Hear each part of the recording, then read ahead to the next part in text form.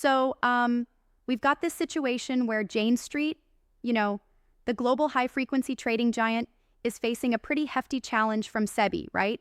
Mm-hmm. They got hit with an interim order banning them from trading in India, correct? Exactly.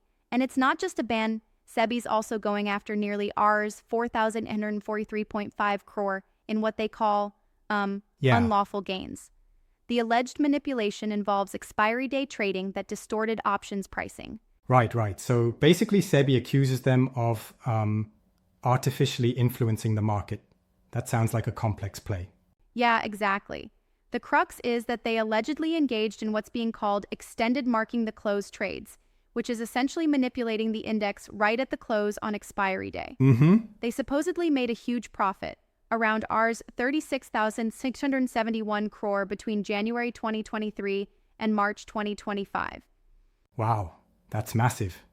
But is there any way they might get immediate help or some relief from this order? Well, the legal experts, like JSH and others, suggest it's pretty unlikely, at least for now. They mention that even though Jane Street plans to challenge the order, the system's set up so that the Securities Appellate Tribunal, or SAT, could actually push SEBI for a final time-bound order without even granting a stay. Right. So, it's like the moment you get this interim order, you're almost stuck with what SEBI laid down, unless you show some very convincing legal proof. Exactly. And one lawyer even said that, for securities market matters, proving market manipulation under Indian law tends to have a high threshold. Mm-hmm. They need more than just timing and circumstantial evidence. So then, Jane Street is arguing that it's just basic index arbitrage trading, right? No intent to mislead or anything? Right. They claim it's legitimate trading meant for hedging or liquidity management. Yeah. They say the execution of trades was transparent, and they strongly dispute the extremely inflammatory accusations. I guess that raises a good point, though. Can you really separate intentional market distortion from aggressive arbitrage in such fast-paced markets? That's a fair question, and honestly, it's one of the controversies here. Some experts argue that even if there's aggressive trading, it doesn't automatically mean there's malicious intent. The legal debate really hinges on whether there was clear evidence of intent to manipulate versus just smart, albeit risky, market behavior. I can see that. But then there's also the part about the SAT potentially directing a final order quickly. Isn't that a bit harsh, even if Jane Street might eventually prove their point? Yeah, it does seem a bit stringent.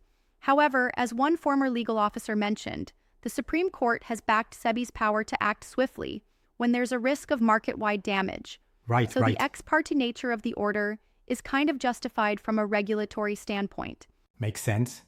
But clearly, this situation is still unfolding. Jane Street is already preparing to challenge the order, while SEBI seems determined to see things through. Yup, exactly.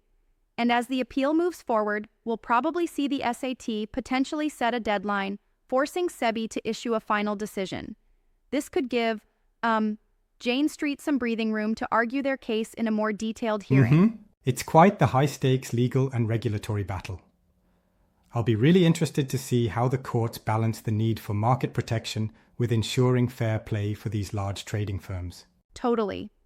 This case is definitely one to watch, and it highlights the tightrope between aggressive market strategies and the safeguards needed to maintain market integrity. Yeah, absolutely. The intersection of law, market dynamics, and high-frequency trading never fails to provide fascinating insights.